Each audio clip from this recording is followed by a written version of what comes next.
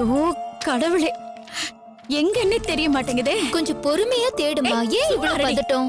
50,000 தொலைச்சிட்டு நானே என்ன பண்ணிட்டு இருக்க? பணத்தை தாங்க தேடிட்டு இருக்கேன். ஏங்க இங்க வச்ச பணம் அப்படி எங்க தாங்க போச்சு? சூர்யா, டேய் சூர்யா. சொல்லுமா. டேய், உன்கிட்ட ஒரு விஷயம் கேட்கணும். இவள ட்ரீட்மெண்ட்டுக்காக ஊருக்கு கூட்டிட்டு போனல, இங்க 50,000 ரூபாய் பணம் வச்சிருந்த எடுத்தியா? என்னம்மா சொல்ற? உங்ககிட்ட கேட்காம நான் எப்படிமா எடுத்துட்டு போவேன்? இல்லப்பா, 50,000 ரூபாய் எண்ணி நான் தான் இந்த பீரோல வச்சேன். இப்ப எங்க போச்சுன்னே தெரியல. நம்ம வீட்ல நமக்கு தெரியாம பணம் திருடு போயிருக்குன்னா இதுக்கு முன்னாடி இந்த மாதிரி நடந்ததே இல்லையாப்பா? அம்மா சும்மா இந்த மாதிரி கவலைப்பட்டுட்டு இருக்காதீங்கம்மா. நீங்க பீரோல வைக்கிறேன்னு நினைச்சிட்டு கை தவறி வேற எங்கேயாவது வச்சிருப்பீங்கம்மா. கிடைச்சிரும்மா. இல்லடா, நான் கை தவறி வேற எங்கேயுமே வைக்கல. எனக்கு நல்ல ஞாபகம் இருக்கு, நான் பீரோல தான் வச்சேன். போடி, திரும்ப திரும்ப சொன்னதையே சொல்லிட்டு இருக்க. பீரோவுக்குள்ள பணத்தை வச்சேன்னா அது எங்க போவோம்? ஒண்ணு நீ எடுத்துருக்கணும், இல்ல நான் எடுத்துருக்கணும். நம்ம வீட்ல நம்ம ரூமுக்குள்ள நம்ம பீரோவை யார் திறந்துட போறாங்க? நான் எடுக்கலன்னு சொல்றேன், அப்ப பணம் அங்கதானே இருந்திருக்கணும். நீ வைக்கலன்னு சொல்லு. இவன் சொல்ற மாதிரி நீ வேற எங்கேயாச்சும் வச்சிருப்ப. ஷோ, இத பாருங்க, இந்த மாதிரி எல்லாம் பேசாதீங்க. எனக்கு நல்ல ஞாபகம் இருக்கு, நான் இந்த பீரோல தான் வச்சேன். வைக்கிறதுக்கு முன்னாடி நல்ல எண்ணெய் கூட வச்சனே. அப்புறம் எங்கடி போவோம் பணம்? சும்மா சொன்னதையே சொல்லிக்கிட்டு இருந்தனா அப்புறம் நான் கடுப்பாயிடுவோம் பாத்துக்க. பீரோல வச்சேன்னு ஒரே பாட்டை எத்தனை முறை பாடுவ? நீ தான் வைக்கலன்னு தெரிஞ்சு போச்சே. நீ ஒரு 10 தடவை தேடிட்ட, நான் ஒரு 4-5 முறை தேடிட்டேன். பத்தாததுக்கு உன் பொண்ணும் தேடிட்டா. எங்க தேடியும் பணம் கிடைக்கல. உன்னோட அஜாக்கிரதினாலதான் 50,000 தொலைஞ்சிருக்கு. அத ஒத்துக்க முதல்ல. ஐயோ சத்தியமா இல்லங்க. திரும்ப திரும்ப நீங்க எத்தனை தடவை சொன்னாலும் நான் அப்படி பண்ண மாட்டேன். எனக்கு மட்டும் பணத்தோட அருமை தெரியாதா? 50,000 சம்பாதிக்கிறது எவ்வளவு கஷ்டம்னு எனக்கும் தெரியும். இதுக்கு முன்னாடி எப்பவாவது இந்த மாதிரி அஜாக்கிரதையா நடந்துட்டு இருக்கேனா? இப்ப நடந்துக்கிறதுக்கு பாரு, வேணாம். வீணா என் வாய கிளறாத. எனக்கு வர ஆத்திரத்துக்கு அப்புறம் நான் என்ன சொல்லுவேன்னு எனக்கு தெரியாது. அப்பா என்ன பண்ணீங்க?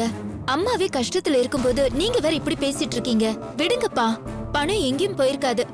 எங்கதான் எங்கேயாச்சும் இருக்கும். நம்ம தேடி எடுத்துக்கலாம்ப்பா. திரும்ப திரும்ப அதையே நினைச்சிட்டு இருக்காம மத்த வேலையை போய் பாருங்க. பணம் தன்னால கிடைக்கும். எப்படி தன்னால கிடைக்கும்? கால் முளைச்சு வீட்டுக்கு வெளியே போன மாதிரி அதுவே கால் முளைச்சு வீட்டுக்குள்ள வந்து பீரோல ஏறி உட்காந்துக்குமா? வீட்டுல இருக்கிற பொம்பளைங்களுக்கு பொறுப்பு இல்ல. முதல்ல நீங்க 2 பேரும் அதை ஒத்துக்குங்க. உங்களை நம்பி நான் இனிமே எதுவுமே பண்ண முடியாது போல இருக்கு. 5 லட்சம் ரூபாய் செலவானாலும் சந்தோஷப்பட்டிருப்பேன். ஆனா அவ 50,000 காணும்னு சொல்லும் போது மனசு கஷ்டமா இருக்காது? இனிமே மாச செலவுக்கு இவ்வளவு கையில கொடுத்துட்டு மிச்சத்தை பேங்க்ல போட்டுற வேண்டியதான்.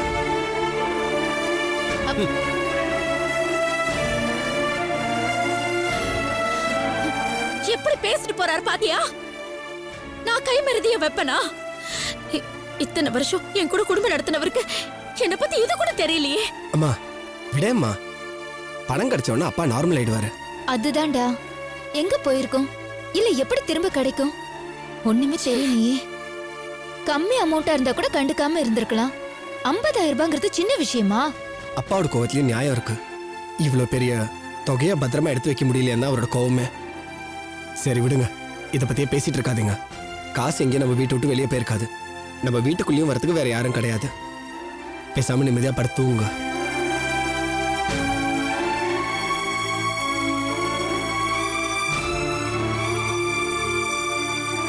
அத்தை, நான் ஒன்னு சொல்லவா? ஒரு நாள் இந்த தொலைஞ்சு போன பணத்தை பத்தி நினைக்காம இருந்து பாருங்க. மறுநாள் அது எங்க இருக்குன்னு தன்னால தெரிஞ்சிடும். ஒண்ணு நீங்க எங்க வச்சீங்கன்னு உங்களுக்கே தோணும், இல்லனா நீங்க எதிர்பார்க்காத நேரத்துல அதுவே உங்க கையில கிடைச்சிரும். தயவு செஞ்சு இப்ப ரிலாக்ஸ்டா இருங்க. எல்லாம் என் நேரம். நான் ஏதோ கை மருதிய எங்கேயும் வச்சிட்டேன் அப்படின்னு தான் எல்லாரும் நினைக்கிறீங்க. அப்படிலாம் வைக்க கூடியவளா நானு? ஐயோ விடுமா, பணம் கண்டிப்பா கிடைக்கும்.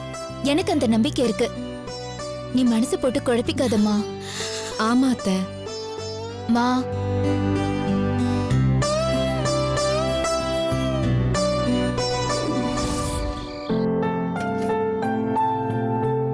போதும் போதும், அவளுக்கு போய். சுப்பு, இந்த சப்பாத்தி வச்சு. எனக்கு போதும் அண்ணி. பசிக்கவும் இல்ல. உங்களோட உட்கார்ந்து சாப்பிட்டு ரொம்ப நாளாச்சுன்னு தான் இன்னைக்கு உட்கார்ந்து சாப்பிடுறேன். வயித்து புள்ள தச்சுல நல்லா சாப்பிடணும், சாப்பிடு. போதும் அண்ணி. போதும்.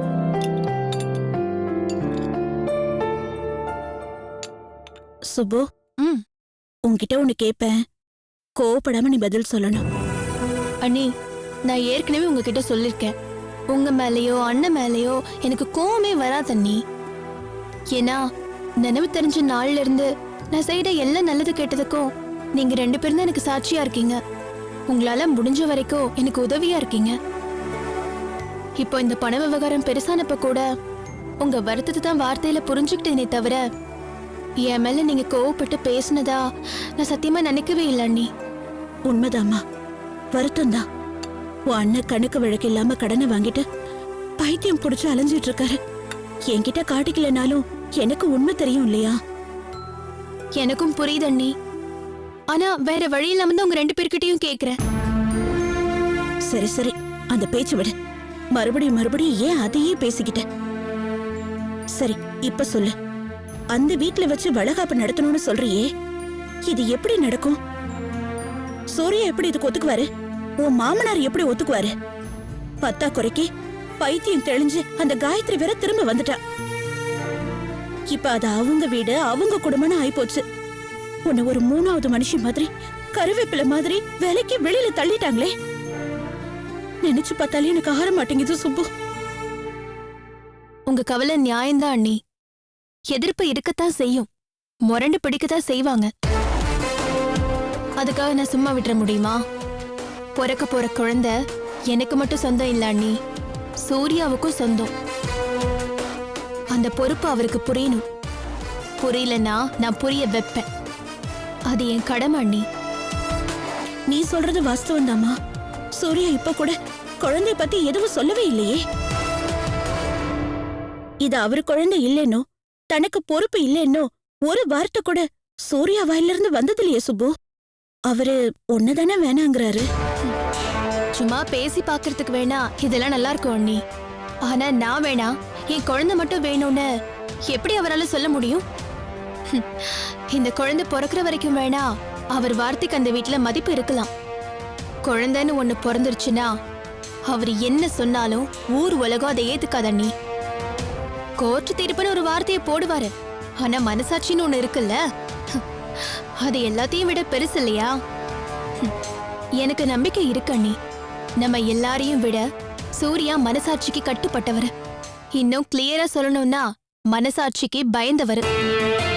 தன்னோட குழந்தை என்னோட தனியா வளர்றது அவருக்கு தெரிஞ்சதுக்கு அப்புறம் அதை பார்க்காம கொஞ்சாம அதை கூடவே இருக்கணும்னு நினைக்காம அவரால இருக்க முடியாது. எனக்கு அந்த நம்பிக்கை இருக்கு. அதெல்லாம் 2ஆம் பட்சமா. முதல்ல வளகாப்பு அந்த வீட்டை எப்படி நடத்துவ அதை சொல்லு. நடக்கும்னு கண்டிப்பா அந்த வீட்டுல தான் என் வளகாப்பு நடக்கும். நடக்க வைப்பேன். சூர்யாவையும் சம்மதிக்க வைப்பேன். அதான் எப்படி செய்ய போறேன்னு நாங்க கேக்குறோம். தெரியாது அண்ணி. உண்மையை சொல்ல போனா இப்ப வரைக்கும் நான் என்ன செய்ய போறேன்னு எனக்கே தெரியாது.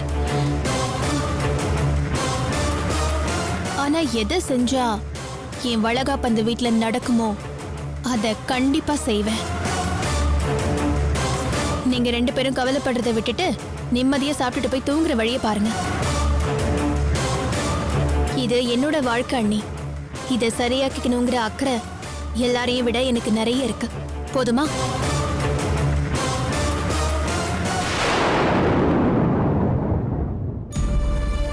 ஏங்க, இன்னொரு சப்பாத்தி. இல்ல போதும்.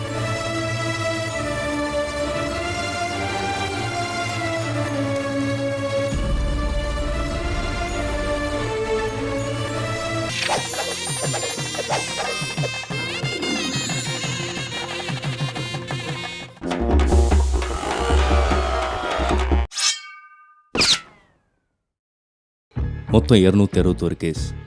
சாட்டர்டே மேலேயும் சண்டே மேலேயும். உங்களுக்கு எங்களை பிடிக்கலல்ல? இந்த மண்டே முன்னாடி இந்த சாட்டர்டே சண்டே வருதுங்கிறது பிடிக்கலல்ல? என்னடா லாஜிக் இது? பிடிக்கிறது பிடிக்காததை பற்றி இப்போ நம்ம பேசல. வீக்கெண்டில் மட்டும் ஏன் இந்த ஸ்பெஷல் ட்ரீட்மெண்ட்? வேறு ஒன்றும் இல்லை, படத்தில் எல்லா டைலாக் நீங்களே பேசிட்டீங்க. கொஞ்சம் அவர் பேசட்டுமே. எங்ககிட்ட எனக்கு தெரியுமா நம்பிக்கை. அதானே எல்லாம். முடிச்சிட்டிங்களா? பெருமை பீத்த வேண்டியதெல்லாம் பீத்தி முடிச்சிட்டிங்களா? ஏப்பா நீ பேசல? எங்கேயா பேச விட்டா? இது சாட்டர்டே சார், வரசாதீங்க.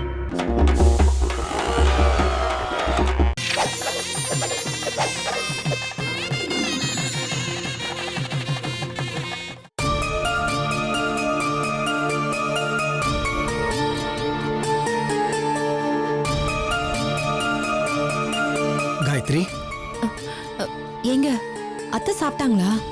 அப்பவே கேட்கணும்னு நினைச்சேன், மறந்தே போயிட்டேன். இருங்க நான் போய் கேட்டுட்டு வந்துடுறேன். காயத்ரி உட்கார். அத்தை முதல்ல உட்காருன்னு சொல்றேன்ல. அம்மா அப்பா எல்லாரும் சாப்பிட்டு நல்லா தூங்கிட்டு இருக்காங்க. நான் தான் உன்னை அப்பவே தூங்க சொன்னேன்ல. தூக்கம் வரல சூர்யா. நடந்ததெல்லாம் நினைச்சு பார்த்தா ரொம்ப பிரமிப்பாவும் இருக்கு, கொஞ்சம் பயமாவும் இருக்கு. அப்படி நினைக்காத காயத்ரி. பிரச்சனைன்றது எல்லாருக்குமே இருக்கு. உன் பிரச்சனை பெருசு, என் பிரச்சனை சிறுசுன்ற கம்பேரிசனே இருக்கக்கூடாது. இதை பாரு, உள்ளங்கால் அடிபட்டாலும் சரி, மூளையில் அடிபட்டாலும் சரி, அடி ஆடுற வரைக்கும் கண்டிப்பா வலி இருக்கதான் செய்யும். அப்படி இல்ல சூர்யா, என் கஷ்டத்தை நான் மட்டும் அனுபவிச்சிருந்தேனா அந்த விஷயமே வேற. ஆனா உங்களெல்லாம் ரொம்ப பாடுபடுத்தி இருக்கேன்னு நினைக்கும் போது ரொம்ப சங்கடமா இருக்கு. என்ன காயத்ரி இப்படி பேசுற? நீ என்னோட பொண்டாட்டி, உனக்கு பண்ண வேண்டியது என்னோட கடமை. அதெல்லாம் ஓகேதான், ஆனா என்னால நினைக்காம இருக்க முடியலையே. ஒரு சின்ன குழந்தைய பாத்துக்கிற மாதிரி தான் எல்லாரும் பாத்திருந்திருக்கீங்க. நானும் குழந்தை மாதிரி தான் இருந்திருக்கேன். இன்னும் கொஞ்சம் கவனமா இருந்திருக்கலாமோ? ஐ மீன் இப்ப நடந்ததை பத்தி சொல்லல, லைஃப்லயே நான் கொஞ்சம் கவனமா இருந்திருக்கணும். ஏய், என்ன பைத்தியக்காரத்தனமா பேசிட்டு இருக்க? நீ என்ன அப்படி தப்பு பண்ண? நம்மளுக்கு நடக்க வேண்டியதெல்லாம் நடந்துருச்சு. ஆனா அந்த ஆண்டவன் புண்ணியத்துல நம்மளுக்கு எந்த கெடுதலும் நடக்கல. இருந்தாலும் மனசுக்கு ரொம்ப சங்கடமா இருக்கு. சாரி, சொன்ன தப்பா நினைச்சுப்பீங்களா? காயத்ரி, தயவு செஞ்சு எதுவும் சொல்லிடாத. நீ ஏதாவது சொன்னேன்னா அப்புறம் என் காதலியே கொச்சப்படுத்துற மாதிரி ஆயிடும். நான் ஒன்னு சொல்லட்டுமா? உன் மேல எனக்கு அவ்வளோ அன்பும் பாசமும் இருக்கு. நீதான் காயத்ரி எனக்கு எல்லாமே. உன்னை விட்டா எனக்கு வேற யாருமே கிடையாது. உனக்காக ஒவ்வொரு வாட்டியும் புதுசு புதுசான விஷயம் செய்யணும்னு எனக்கு தோணுது. ஆனா அது எவ்வளோ பண்ணாலும் எனக்கு பத்த மாட்டேங்குதோன்னு தோணுது. ஒவ்வொரு வாட்டியும் உனக்கு ஏதாவது ஒன்று பண்ணும்போது தான் காயத்ரி என்னோட காதலுக்கு உண்டான அருமையே எனக்கு தெரியுது. உங்களுக்கு எதுக்கு சூர்யா குற்ற உணர்ச்சி எல்லாம்? நீங்க என்ன தப்பு பண்ணீங்க? நடுவுல நடந்த சில அசம்பாவிதம்லாம் உங்களே அறியாம நடந்தது தானே. நான் அதெல்லாம் எப்போ மறந்துட்டேன். இனிமே வாழற வாழ்க்கையாவது சரியா இருந்தா போதும்னு தான் நான் எப்பவும் நினைச்சுக்கிறேன். காயத்ரி, நீ எதுக்குமே கவலைப்படாத. நமக்கு எல்லாமே நல்லபடியா நடக்கும். நான் ஒன்னு சொல்லட்டுமா? உனக்காக நான் எப்பவுமே இருப்பேன். I love you. I love you so much.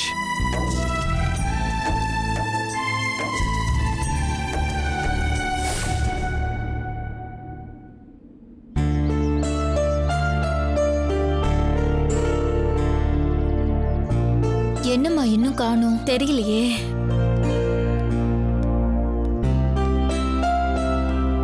அத்தை வாமா. வா சுப்பு. எப்படி இருக்கம்மா? நல்லா இருக்கேன் அத்தை. நீங்க எப்படி இருக்கீங்க? மாமா எப்படி இருக்காரு? எங்களை விடுமா. இந்த நேரத்துல உன்னை பக்கத்துல இருந்து பாத்துக்க முடியலையேன்னு ரொம்ப வருத்தமா இருக்குமா? பரவாயில்ல அத்தை, அதனால என்ன? எங்க இருந்தாலும் என்ன நினைச்சிட்டு இருக்கீங்கல்ல, எனக்கு அதுவே போதும். அம்மா, உங்க அண்ணா அண்ணி எல்லாம் நல்லா இருக்காங்களா சுப்பு? எல்லாரும் நல்லா இருக்காங்க. ஆனா எனக்கு தான். ஏ என்னாச்சு? உனக்கு ஏதாவது ப்ராப்ளமா? ப்ராப்ளம்லாம் ஒண்ணும் இல்ல அண்ணி. அத்தை கிட்ட ஒரு விஷயம் கேட்கணும். அத எப்படி கேக்குறதுன்னு தெரியாம தான் தவிச்சிட்டு இருக்கேன். என்னம்மா நீ? என்கிட்ட உனக்கு என்ன தயக்கம்? நீ என்ன சொல்ல நினைச்சாலும் அதை வெளிப்படையா சொல்ல வேண்டியதானே? சொல்லு. உங்ககிட்ட தயக்கமும் பயமும் ஒண்ணும் இல்ல அத்தை. ஆனா நான் கேக்குற விஷயம் உங்களுக்கு தர்ம சங்கடத்தை கொடுத்துரும் தான் கவலையா இருக்கு. ஒரு மண்ணாங்கட்டியும் இல்ல. சங்கடத்துல ஏதுமா தர்மம்? அதர்மம் மட்டும்தான் இருக்கு. இப்ப கூட வீட்டுல ஒரு சங்கடம் தான். உன் மாமா கூட ஓயாம சண்டை போட்டுக்கிட்டே தான் இருக்கேன். என்ன பண்ண முடியும் சொல்ல? இந்த உலகத்துல நாம நினைக்கிறதெல்லாம் நடந்துருச்சுன்னா சண்டை சச்சரவுன்னு எதுவுமே இருக்காதுமா. ஆனா எங்க அப்படி நடக்குது சொல்லு? நாம நினைக்கிறதுக்கு நேர் எதிரா தானே எல்லாமே நடந்துகிட்டு இருக்கு. என்ன சொல்றீங்க அத்தை? மாமாவோட சண்டையா? ஏ என்னாச்சு? அதான் வீட்ல ஒரு 50,000 ரூபாய் தொலைஞ்சு போச்சுல்ல. அது சொல்லி சொல்லி அம்மாவுக்கு பொறுப்பில்லன்னு அப்பா இப்ப பாரு சண்டை போட்டுக்கிட்டே இருக்காரு சுப்பு. ஆனா நான் அந்த மாதிரி கை தவறி எங்கேயும் வைக்க கூடியவ இல்லம்மா.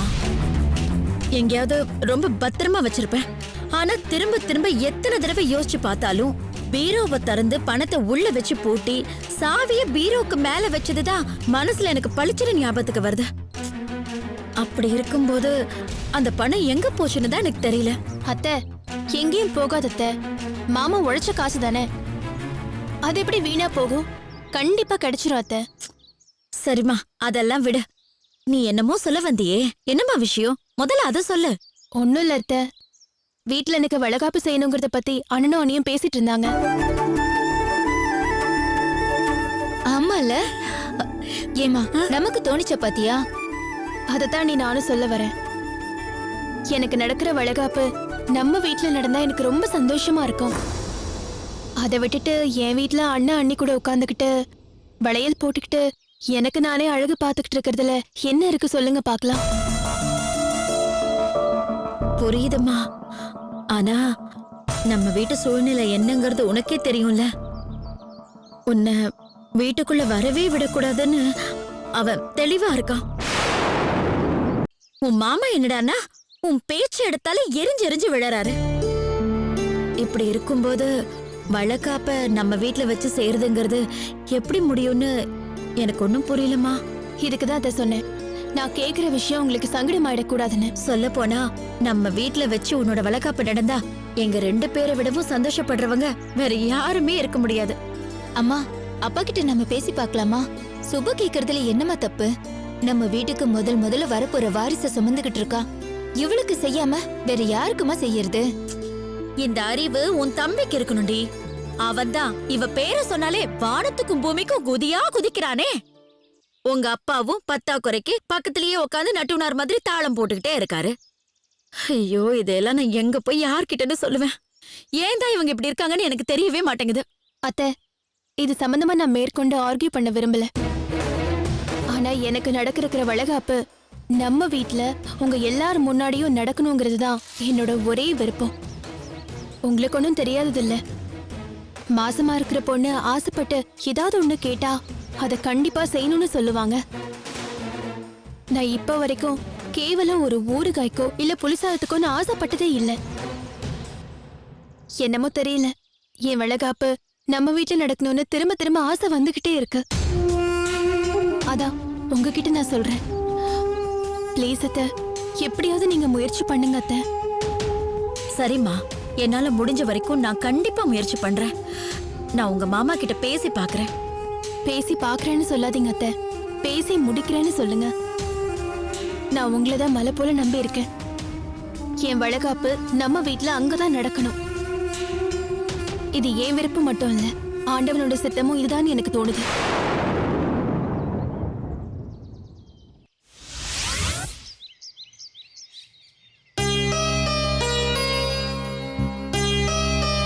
வனிதா, மா இந்தா. மா ஒரு நிமிஷம். என்ன? ஏமா சுபு கேட்ட விஷயத்தை பத்தி யோசிச்சியா? அப்பா கிட்ட எப்ப இத பத்தி பேச போற? நானும் அதைத்தான் யோசிச்சுட்டே இருக்கேன். உங்க அப்பாக்கு எப்ப நல்ல மூடு இருக்கும், எப்ப மூடு தப்பா இருக்கும்னு யாருக்கடி தெரியும்? ச்சே, வர வர மனுஷனுக்கு ரொம்ப கோபம் வருது. தொட்டதுக்கெல்லாம் வள்ளுன்னு விழறாரு. அவர்கிட்ட போய் இத பத்தி எப்படி பேசுறதுன்னு தான் எனக்கு தெரியல. பேசாம சூர்யா கிட்ட போய் கேட்டுட்டுமா? ஏன் உன் புள்ள மட்டும் என்னவா? அவனும் வள்ளுன்னு தான் கத்துவான்.